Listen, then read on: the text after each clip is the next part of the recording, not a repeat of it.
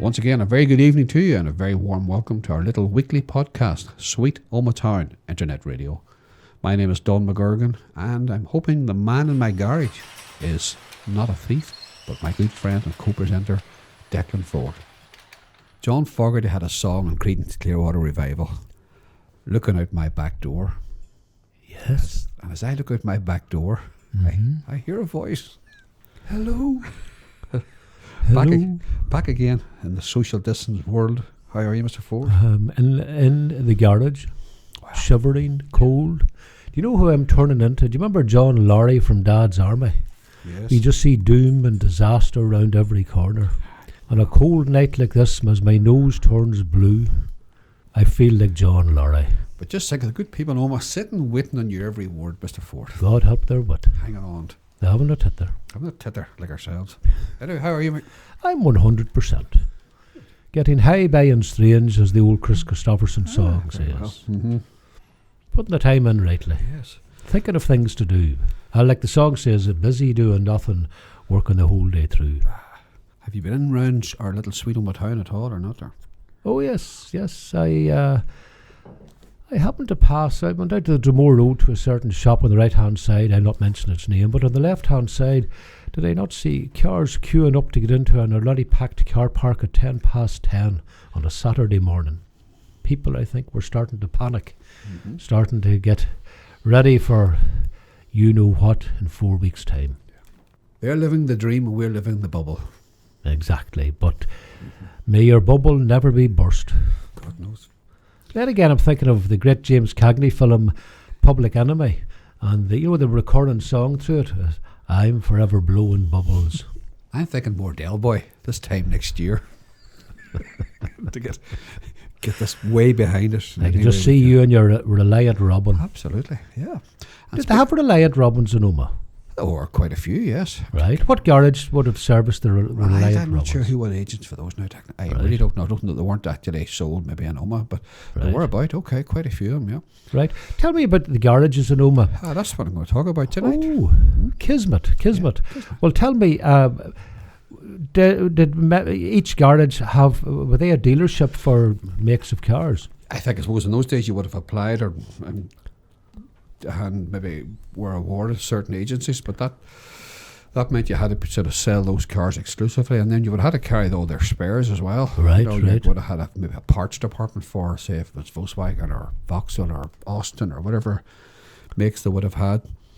And then you had the right to sell those cars and then maybe to other garages as well. I'm not sure the logistics, but yeah, most garages in Omagh had an agency, yes. And I would presume that most garages until, am I right, maybe the 60s or the 70s were British cars. And then the Japanese market opened up. Yeah, Datsuns, yes. But Loans and Dromore, they were a Datsun agency. And then there were Volkswagen, of course, were in the Dublin Road. Right. McKinney's originate down near enough opposite Gortwich Park. Then some years later it went to Ballygolly, to Locherns, and then they moved back to Omagh, down near almost halfway with Spare and Restaurant is in there. Mm-hmm. That was a garage in there. Yeah, that was a Volkswagen garage. And who was the Mazda dealer? Mazda was Brian McSorley and Fintona. Was a local Mazda dealer, yes. And tell me, was there ever a Chrysler dealer in Omagh? I think Keenan's and 6 Mile Cross may have been Chrysler, but I'm not certain. Right. And you're a smart man, I can tell, even from this distance. Even tell me from my behind. Tell me this: a Lexus, is the Lexus range, is that American or European or Japanese? It's Japanese. Lexus. Oh, Japanese. Right. I think, could be wrong. Part of the probably Toyota division or some of the big Japanese companies make the Lexus as a different brand, but it's made under that umbrella. Yeah. I have learned something tonight. You do, yes. I shall sleep easy on this cold garage floor. Well, I'll tell you with this little garage now, right? Yes. Many years ago, when I probably had no money, but I had What's new? an interest in buying cars, I bought a rather fancy old Mercedes. Right. And it wasn't going that well, right? Uh-huh. And rather than go to the Belfast dealer, I went to my local next door, who would have been our next door neighbour in Gortwich Park many years ago, Jack Torney. Right. Jack Torney obviously owned the Torney Garage on the Dublin Road, well known throughout the town and county. And Jack came out to look at my car, and like old Dr. McMullen, he should have took a look at it under his glasses and over his glasses. And he says, you know what that car needs? I says, what, Jack? That car needs a good, hard run up the road. Right. My late wife would have drove this car, and then she'd nipped in and out till maybe the town and stuff. And he says, there's nothing wrong with this. Is the rings and the pistons are getting a bit tight and not being used enough. He says, that car needs a good drive. Right. So the next weekend or two, I took the car for a good spin, as I say, up around the roads. Did you go out for a Sunday drive? I never really bothered. No, I took it out at night when the roads were quiet. Right. Well, knowing you're driving was probably better. You're solitary. As we say, no, we tramped her on a bit. And it did the trick. It was no longer sluggish at all. It went great. Well, you know, that knowledge is something that is learned over the years rather than from a book, I would suspect. But the man who told me that was the late and great Jack Torney. Yeah. Jack was our next door neighbour when we were in Courtwish Park. So what I knew him from as a child. He drove a beautiful big Humber car in those days. Right. And you know, we always we didn't call him Jack in those days. He was Mr. Torney and Mrs. Torney to us, obviously. Yeah. But in later years, we knew him as Jack Torney. And then my father bought a van of him in late 60s. I could tell you the registration number, 4366JI, if you want to do a vehicle check, you know, as your father would have done at times. My father's first car was a Hillman Estate JI 5960. Oh, a Tyrone car as well. Yeah, in County Down. Second-handed, as they would say. Oh, aye, that's it. Our van belonged to Ferris's in Bridge Street. It belonged to the butchers. Right. And my father put 2 bench seats in it. There's a bench seat in the front and he put a bench seat in the back for us all. And we'd all chug along on this on a Sunday. I can imagine. Sort of Beverly Hillbilly style. Pretty much. But, you know, needs must. Hey, it's better than walking on a wet day. I'm telling you. And when I think of it, my father would have been 40 before he got his first car. Right. You know, so I think times were tougher, and you know the cars were not as readily available or as cheap to buy in the sense that people can pay them off over many years now. Yes, You know, but I remember Torney's Garage. It was a kind of an institution around the town, wasn't it? Oh, it would have been, yes. Would have been. And, you know, Torney's had the reputation of, in the early days, like when you couldn't go to sort of local car distributors or car parts centres, they weren't there in Omagh those days. And the early days, unless Torney's could make it for you, you probably couldn't get it. If you broke a part for a car and they took it off and said, well, they could probably get a lathe and turn it for you. So they were well ahead of their game. They would have done a lot of work in cars now. And they'd done all the ambulance work as well in those days, you know. Oh, right. You know, before that work was done in-house, they had the contract for supply, fitting out the ambulances. And, right, for the trust. Yes, for the right. trust. And then, of course, the late Mrs. Torney, the teacher. Yes. She was married into the family. She was from Derry, wasn't she? I'm not sure what her maiden name was. I can't remember. No, she was married into the Torney family, yes, and they yes, right. Her husband would have died quite young, about Jack's brother, I think. Yeah, she was a stalwart of the tennis club. And the Fish. Right. Yes. Right. I remember I took part in a play directed by the late Stevie McKenna, Heritage, by Louis Lynch, the man who I think they owned the Herald at one point. Austin Lynch's father. Yes, sir. Late Austin Lynch's father. And Mrs. Nora Torney had been in the original production, and there was a special performance put on, and she and 3 others sat and watched as we soldiered our way through this play. It was set kind of in the troubled times in Ireland, you know. And it must have been strange for her, you know, all those years later to be sitting in the same town hall where the play was originally produced. You know, because I think her eyesight was quite poor at that stage, listening to the play. And it was certainly quite an experience. I remember her well around the town. Yes, she would have taught along with Mother Oliver in the convent primary. Right. Yeah. I didn't realise that, right. I knew she'd been a teacher, I didn't realise it was the convent. So that will be the subject of tonight's programme, Mr. Excellent. Ford. And it's and almost always been a good time for motor enthusiasts. And someone in their wisdom, in 1954, recorded about 4 or 5 minutes of a cine of the hill climbing Scion Fin. Right. And it shows some of the old cars, and actually the Torneys always built their own car for this, along with other garages in the town, and it was a very coveted prize to get up this hill the first. Someone took a cine of it, and the late Dr. Mitchell and Desi Graham got together and did the vocal on it and added the music to it, and they've given us permission to use this tonight as well. So if you're listening and you want to watch some of this when this part comes on, it's very visual, and it's a lovely colour cine of this time, and you'll see the old World War II ambulances and standby, and you know, the speed of them got up there in those days was something to behold now. Right. I look forward to seeing that. I haven't seen that yet. So, okay, what's your plans now? The East Wing. Not back again, East Wing. God love Still us. painting away. Merrily. Still selling the book. The book's available in Peter McBride's Spar in Mullochmore, and what we call the Holy Shop in the town, and Boneyard Records. Right. They're selling quite well. Good. So the ideal Christmas present for car lovers or non-car lovers alike. I love. Go and do the ad first. Go on.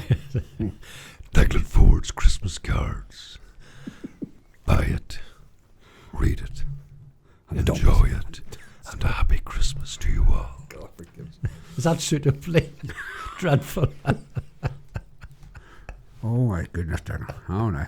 Anyway, Jack Torney gave us an interview. Jack came out, had you to fix the car, and then he was where you're standing here at the back of the garage, and he saw the tapes and things, and I was telling him about Billy Davis, and he was very taken by Billy, because him and Billy would have worked together side by side, because Aiken's garage was next door to Torney's.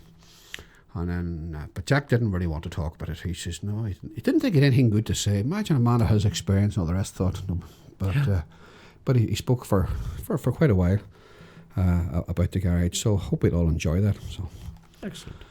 So without further ado, we shall talk to you next week, Mr. Ford. All being well, and let's hope it's warmer times, and it'll be the landline next week, because I don't think you can really bear being in my garage. No, well, at least put a carpet down for me for the next time, huh? I can sit in here with a nice cup of coffee, and you're sitting out there, Dick. Me and the mice. There are no And I mice see there. the mice are actually walking out in disgust.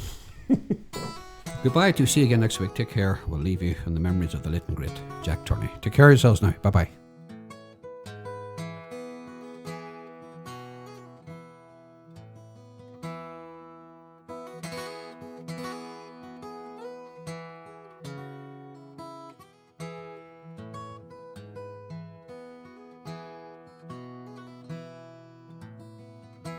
So you were saying your father was in the motor trade all his life? Aye, well, he came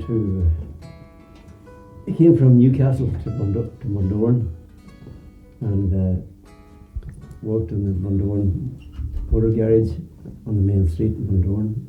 Then he came from there to Enniskillen. I don't know where he worked in Enniskillen, but he came from Enniskillen to Omagh, to a foreman and White Brothers garage. That's where C.A. Anderson's is now. It was a very good big garage, the whole length of that, you know. And he worked there with Peter McGovern, one of the Omagh stalwarts. And he did a lot of taxiing during the Troubles, early Troubles, 1916. 21, that sort of thing. I have photographs of him and his chauffeur's uniform. You know, I think it's a big Buick. Plenty of room there, you know. Plenty. You could take 4 or 5 or 6 maybe passengers in there, you know. And he went from there, and then from down to what we called Heinz's Entry. There was a shed down there, and he bought it. He started with his first garage, and then he was there about a year, and he had no room, so he bought 3 sheds at the back of Campsie, which is now Campsie Court. There were 3 sheds in there from the Fleming estate, and he had places in there, plus the back of the house. There was a good big yard at the house, Campsie Road. And he worked there then from that until 1938. And he bought part of a field and belonged to the Omagh Academy when they shifted up from the main street up to where they are now. And they built his garage there, 1938. Quite a good frontage. I sold first gallon of petrol in 1938. And I just left school.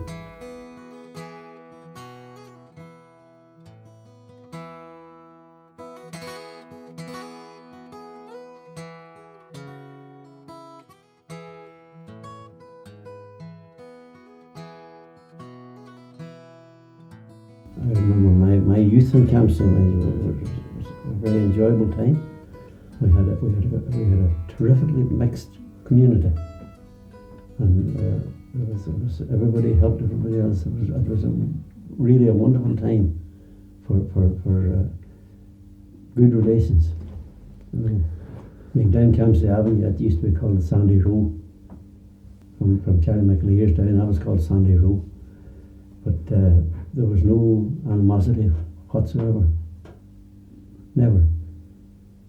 When I was young, it was a great place. We used to play handball down there, kick football in the streets, and the police used to run us now and again, but they never caught us.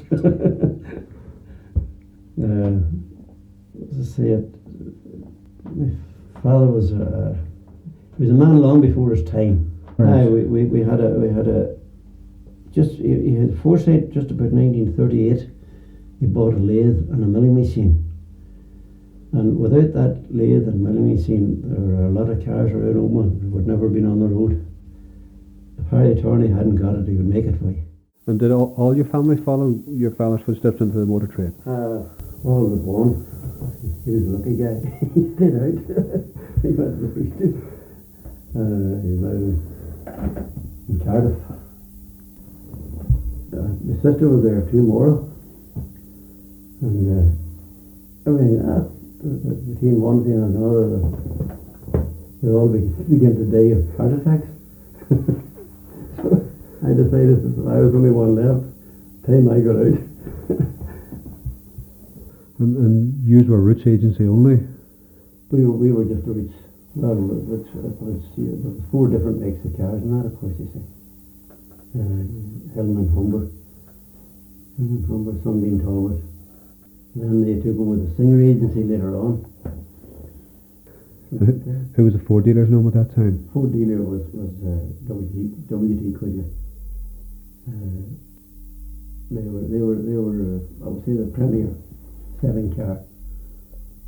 They were a right good wee car. The 48 was the popular. Between the 48 and the Morrissey, it was the popular car at that time. The bigger cars would have been the Humber and the Ford Zephyr. Of course, you had the big Morris 12, Ford and big Morris 14, you know. Would you have had a taxi running on at that time as well, would you? We did. Most garages just had a car for taxiing. Ours was Wolseley 16, which to me was the most comfortable car I ever sat in. Lovely car, beautifully finished car at that time. The Austin 16 was about the next comparable car to it, you know. But Vauxhall, they had a load of big cars too. The war made a heck of a difference to cars. There was none came out during the war, and then they all started to be redesigned after the war. Could cars be bought off the shore in those days, do you think? You could. Not to the same extent as they are nowadays. Mm-hmm. I mean, you kept maybe 2 or 3 cars. First and foremost, I don't think that most of the garages that would have, say, enough money to stock up a big showroom of cars, you know. Mm-hmm. Relative to today's prices, what were prices making those days? A 48 would have been about £130.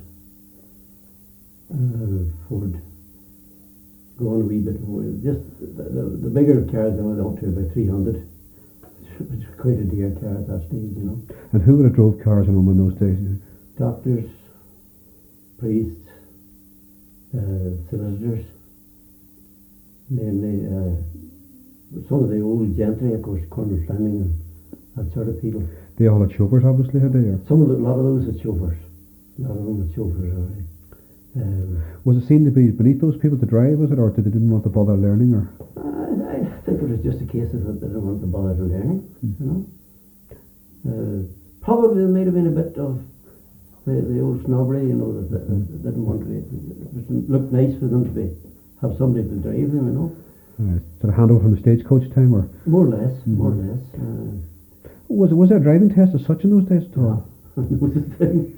No, you just went around to the tax office and paid your $5 and got your license, and that was it. And was there regular sort of insurance in your car? Was that included in your house contents, or was it? No, you had the car insurance. I don't remember just exactly what it was, you know, but it was just ordinary insurance companies at that stage. You had a staff or helpers in the garage as well? We had about at the beginning. We had about 8 or 10, maybe 12, maybe more, you know. What was the length of service there to serve your time, or what was the system they had? 7 years. 7 years. You had a 7-year. You went in and you paid a fee to get in first and foremost. And your first year you had no money. You didn't get paid. And after that, I think you got about half a crown or $5 a week. That, you know, wasn't bad money. You could buy a packet of wood in that time for tuppence, 2p. What did you do for spare parts in those days? Or?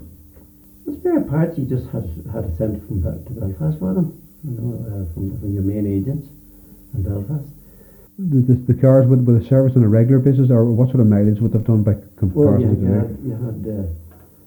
You got a new car, you had a 500-mile service. And after that, then it was about every 2,000. But that in itself was very few people would do that sort of mileage, you know, years ago. It just wasn't on, you know. But I remember, you're talking about cars, having an Austin 7, and there was a wiper on it which didn't work, and you had to work it from outside, put your hand around the screen to get the wiper to work. With the military came in, we had a regiment called the KDGs, who were a big moneyed regiment, and they brought over their own cars. Some of them had Rolls Royces and some of them were Armstrong Sidleys, that sort of thing, you know. They were always good pairs too, under the bargain as well, you know. Most engines, you after about 45 to 50,000 had to be rebored, started using oil, that sort of thing, you know. And they would all have to be rebored again, you know. Some of them had to be what we call re-sleeved, bored out and put a new sleeve in, that sort of thing, you know. Don't do them things nowadays. No such thing as a body man or an engine man or a gearbox man or anything like that. You learned everything. You were taught everything. And what were the road conditions like around home in those days, you thought? Road conditions weren't good, you know. There was no such thing as waiting for the gritter to come around to do that. Your roads were like a bottle. Tires were your tires were very hard. You know, there was no springing in them like there are nowadays. There was just very little comfort mainly in a car. Springs were mainly were the main things that time. You see, they had semi-electric springs, and they were continually breaking. You know, with the condition of the roads were all bad. There was big potholes in them and that sort of carry on, you know. And when you went on any sort of a run at all, you had to take your big rugs with you, because there was no such thing as car heat. That time, or radios they were unheard of. You just had to bring rugs with you and put it around your knees, you know. You talked about the lathe in your father's garage. Aye, we had a he had foresight just about 1938. He bought a lathe and a milling machine. And without that lathe and milling machine, there were a lot of cars around Omagh that would never been on the road. As a matter of fact, there was one man, I can't remember his name now, he went away to South Africa, and he wrote a letter back. When my father died, he wrote a letter back to the Con, and he said, one of the things I remember he said was, if Harry Torney hadn't got it, he would make it for you. And with the milling machine and the lathe, you couldn't go far wrong, you know. You'd have done your own reboring and stuff eventually. We did all our own reboring. It was a week's work, week's job that time, you know. And have you any recollection of any serious accidents around Omagh at all in your time? Well, the one that I do remember is there was a car in Austin. I think it was either in Austin 12 or 16. Went through the level crossing out the Bear Road here, and as far as I can remember, there were 6 killed. That 6 killed in that time was a fearsome accident, you know. And I think they were from Castleberg, those people, and going to Belfast. And then we had another man called Knell, or Donlan, as some people call him.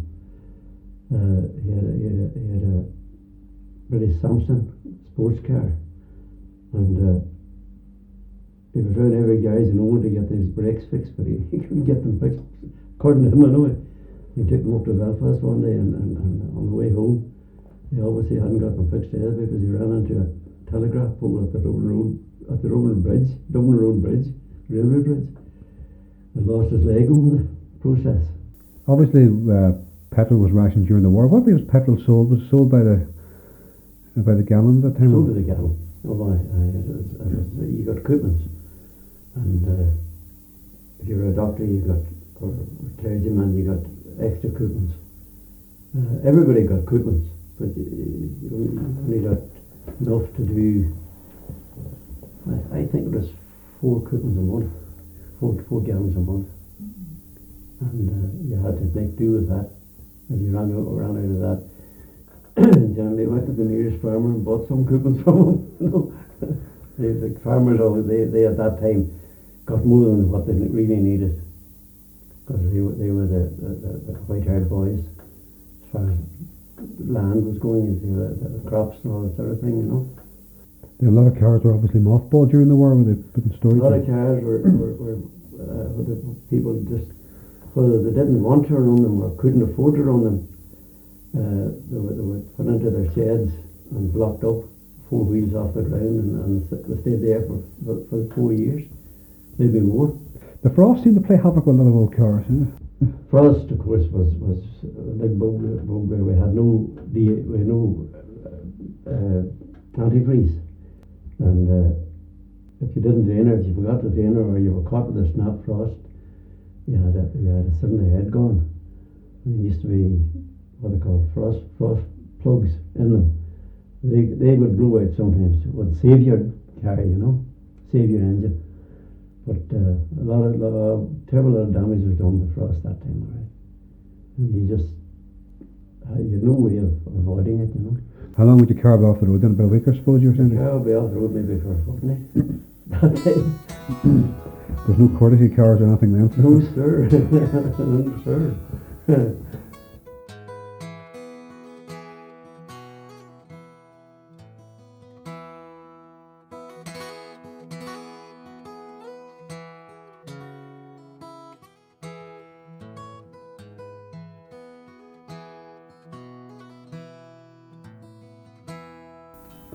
And Tony's looked after the ambulances in Omagh as well.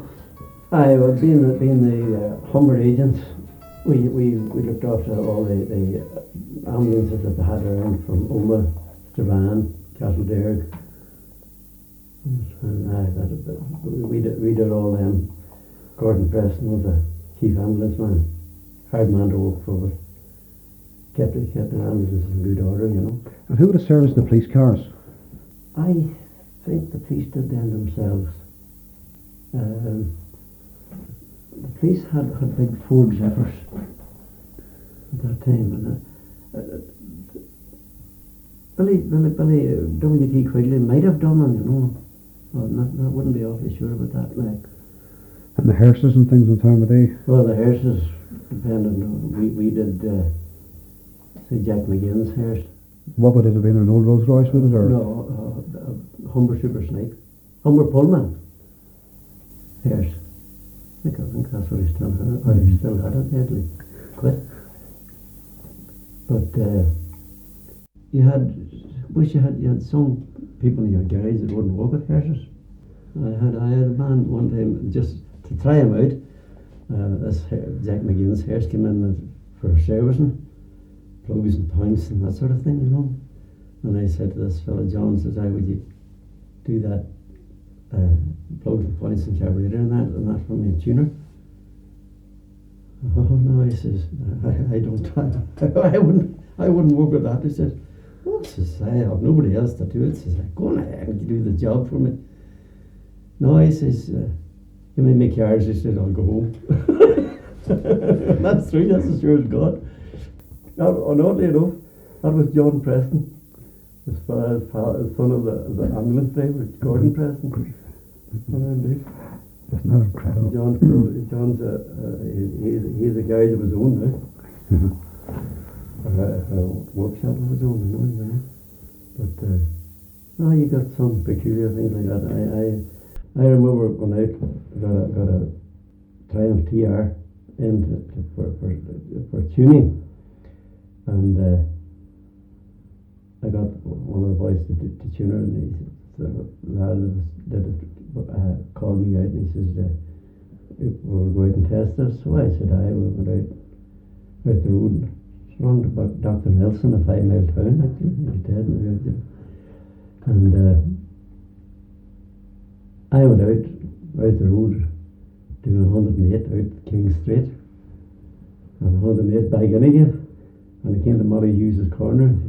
She just sat down on three wheels. The back wheel came off. Went up the road and had a van, but didn't do it in my hand. That's assured me. I made me out doing 109 there. You weren't born to die that day, anyway, Jack? No, indeed not. And were there many accidents? I asked you earlier. You know, was it a major thing to crash a car in those days? Was it? It was, you know, because even though they didn't seem to go very hard, they seemed to do an awful lot of damage. You know, it wouldn't be the same amount of crashes as there are now, you know. But then again, you hadn't seen the amount of traffic on the roads, you know. And the finish of the car, was leather and all standard? No finish was on most cars was all very good. It was all leather upholstery and ashtrays and all the rest. You know, it was very well finished. Had you much choice in relating that there, or did it come out as a standard? Or? You didn't have much choice really. You would have a red or a blue or a black probably, you know, and that was it. No, nothing like what you have. I don't even know if there was white car at that time, you know. And would you kept the same customers almost year to year, do you think? Nearly always. You just had your customers and that was it, you know. Maybe if some of the new offices opening in the town, you got a change of customers from maybe coming from Belfast and that sort of thing, you know. But mainly they all stayed with you unless you fell out of them over something that wasn't unheard of, you know. And the running costs of a car, were they similar to today's prices? I would say taken in comparison, I would think they were cheaper to run then than those times, you know. Of course, you see, you didn't have the same mileage, that sort of carry on, you know. The only thing, you know, you don't see these cars using oil. You don't see a car using oil nowadays. You have a change of oil in between that. I honestly God, I can't remember when I would put oil in my own car for starter. Sure, you wouldn't in yours, either. No, you got to have a look even for or different for between services. That's right. Only thing you look is if you're going a long run. If I was going to say go or something like that, you know. So I would check the water and all that. Have you any recollection of the hill climb when it started or whether? Were you involved in it in the garage? It was the hill climb. My father bought a wee Morris Minor one time, and he cut it all down, cut the top of it, and he renovated the whole wee car, put hydraulic brakes on her and all that sort of thing. They called it the Torney Terror. I don't know where it went, unfortunately. It was wee. I don't know. That's right. It was Morris.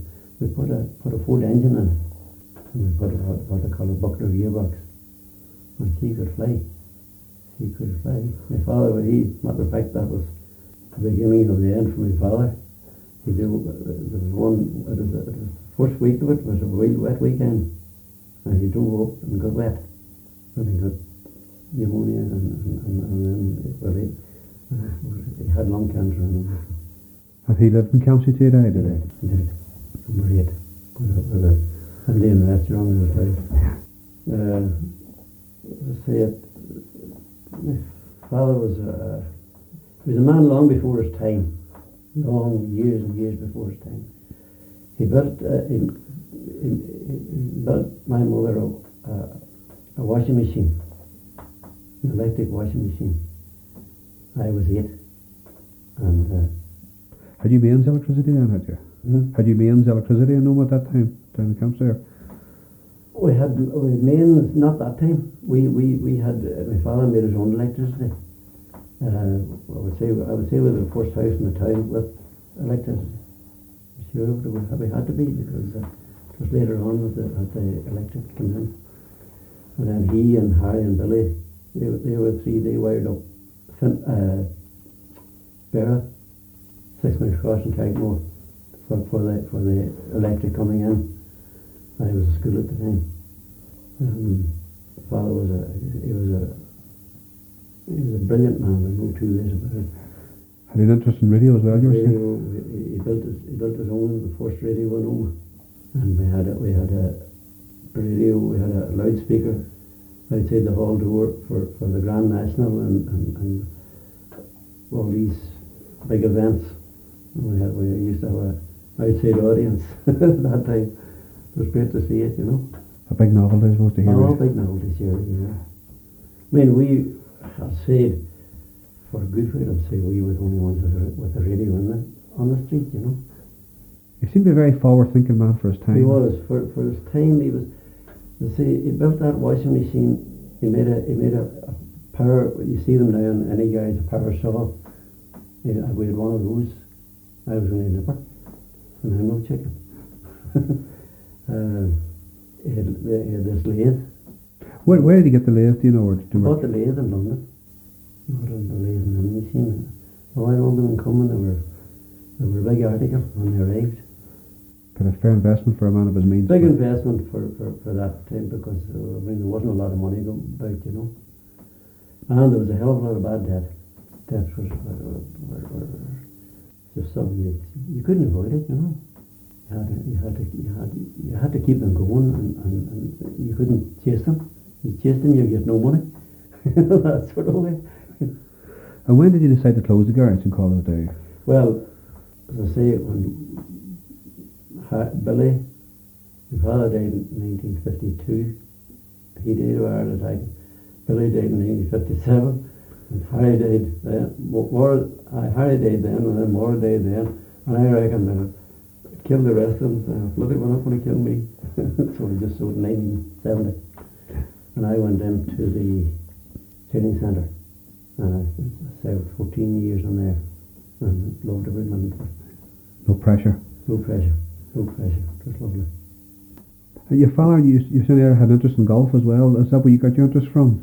I would say so, yeah. My grandfather, to come back from my grandfather, he was greenkeeper in Newcastle golf course, and then he went from Newcastle to Bundoran, and he was greenkeeper there till he died. Did the closing of the railways have much of an effect on Omagh, do you think? I wouldn't honestly think it did, really. At that time, you see, there was a fair number of cars. Then would it have helped the garage trade, do you think? I would think it would, the rest of the, what would I put it, with the trains going off, people see they had to then start using their cars to go everywhere. Derry and Enniskillen and the lot, It wouldn't have been, to me, it was never a good thing anyway. I think it was a tragedy. It just happened at all. But there you are. It would have been easier for you to move parts, I suppose, up and down in the train, but with the garage. It would. You're close to the goods yard there, obviously. That's Yeah. right. Well, you rang up in the morning and ordered what you wanted, and it came down on a 2:30 train. And that's that way, that sort of thing, Wouldn't be as good today, really. Well, with the amount of transport there is, I don't think, I think it should be okay. But I wouldn't say you get that sort of service. Not as regular, No, for sure. no. But there was some great carriages in the motor business in Omagh.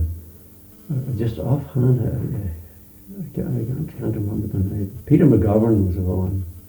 There was a wee fellow in our place called Tommy Kerr.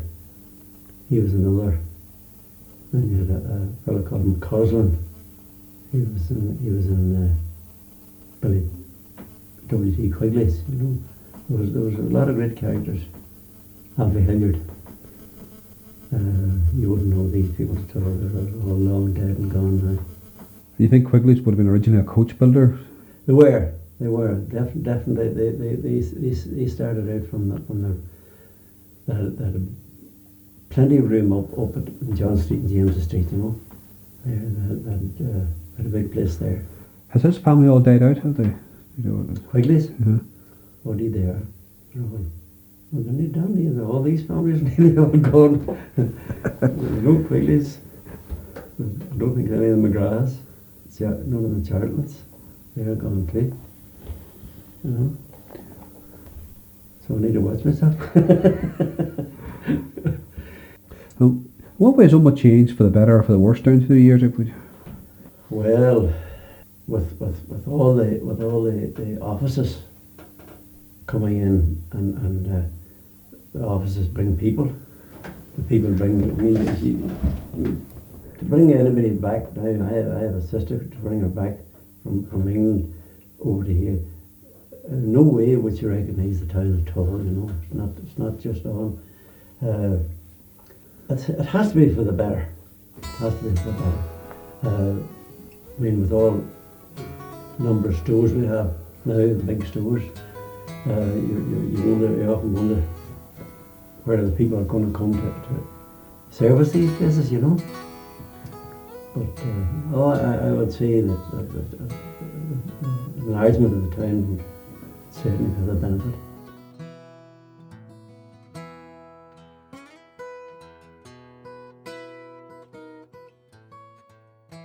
Omagh Motor Club was founded in 1923. It ran speed hill climbs between the years of 1952 and 74. This is a local Watterson built special. That's a Belfast owned Maserati driven by Noel Hillis, with local spectators viewing the cockpit. We're now in the pits with the spectators wandering around, having a look at the wide array of vehicles which will soon speed up the hill.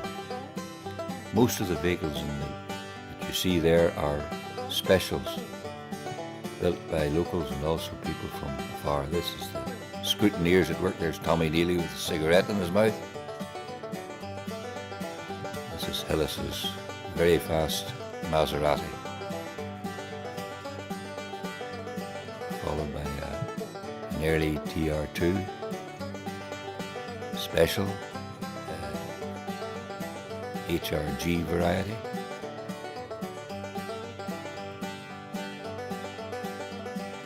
This is McDermott's Corner, which is quite a difficult corner to negotiate, but no trouble with that early Morris Minor, followed by a locally owned Woolsey,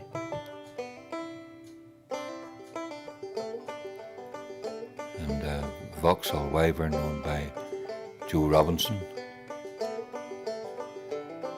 Torney owned Sunbeam Talbot. There's Harry Riley and his early MG, followed by Charlton's home-built vehicle, and one of the best known of them all from the local point of view is the Torney Terror with its 1172 Ford engine. Another special. A more modern MG, followed by a Dello, Belfast driven. That's an HRG again. Torney Terror, special from visiting a visitor, Morgan, Victor. There weren't very many accidents, but it was inevitable that the ditch would be hit on numerous occasions, as with Mrs. Watterson here. She came to no harm and was taken away in a World War II ambulance on loan from Oliver Clevens of Omagh.